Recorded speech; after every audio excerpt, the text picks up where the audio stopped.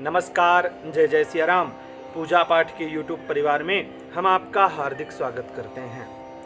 महाशिवरात्रि का जो व्रत होता है, व्रत हम संपूर्ण नियम और विधि के साथ करते हैं, पूजा पाठ भी करते हैं, भगवान शिव का अभिषेक भी करते हैं।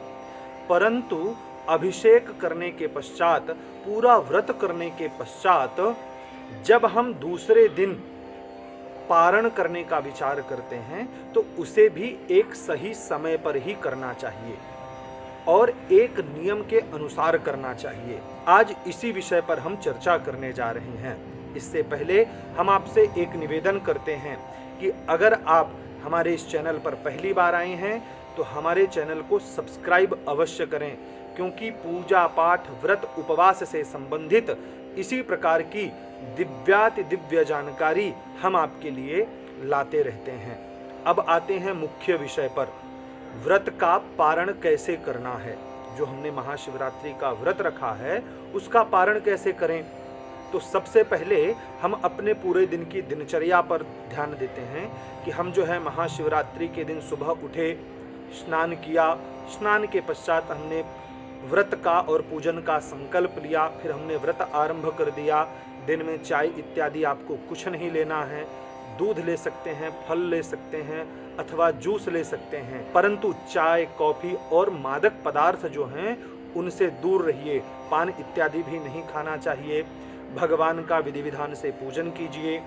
अगर आप 4 प्रहर की पूजा रखते हैं, 4 प्रहर की पूजा करने का अगर आपका मन है तो प्रथम प्रहर की पूजा आप महाशिवरात्रि के दिन शाम को 6:30 बजे से 9:30 बजे तक रखें। दूसरे प्रहर की पूजा 9:30 बजे से 12 बजे तक रखें।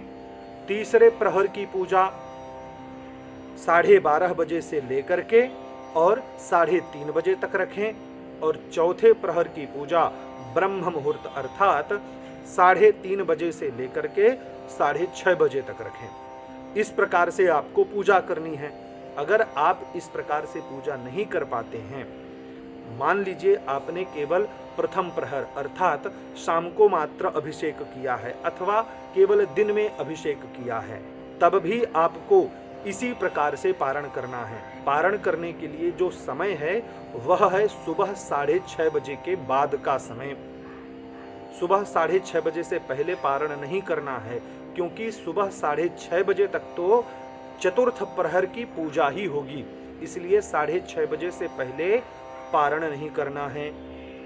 अब पारण कैसे करना है, तो आपने चौथे प्रहर की पूजा कर ली अथवा आपने नहीं भी की है तो आपने जो पहले दिन पूजा की है वह संपूर्ण पूजा का जो है विसर्जन करना चाहिए। तो सबसे पहले जो है भगवान की आरती इत्यादि करने के बाद जो है क्षमा याचना करें, और क्षमा याचना करने के पश्चात जो भी आपके पूजा की सामग्री है, कलश बनाया है तो कलश को जो है आपको उसका जल इत्यादि विसर्जन करना है, नारियल इत्यादि विसर्जन करना है। भगवान को जो आपने फल, फूल, बेलपत्र, प्रसाद इत्यादि चढ़ाया था वह सब कुछ भी जाकर के विसर्जन करना है। विसर्जन करने के पश्चात आप जो है अन्नदान की व्यवस्था करें।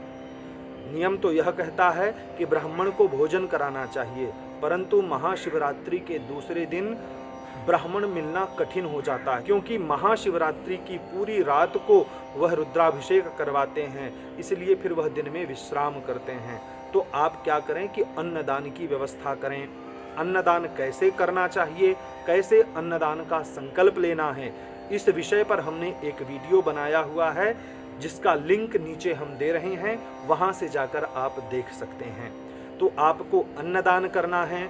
अन्नदान करने के पश्चात जो है आपने भगवान को जो प्रसाद लगाया था, भोग लगाया था, मीठा है, फल इत्यादि जो आपने लगाया था, वह फल भोग इत्यादि से आप जो है सबसे पहले व्रत का पारण करें।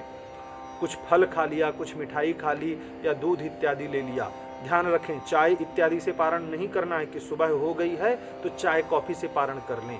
चाय कॉफी से पारण नहीं करना है। भगवान के प्रसाद से पहले पारण कीजिए, उसके बाद जो है आप अन्न ग्रहण करें। इस प्रकार से आपको पारण करना है। कब तक कर सकते हैं, तो शाम को 3:30 बजे तक आप पारण कभी भी कर सकते हैं। इस प्रकार से नियम पूर्वक अगर हम पारण करते हैं तो व्रत का संपूर्ण फल हमें प्राप्त होगा। आशा करते हैं कि यह जानकारी आपको पसंद आई होगी।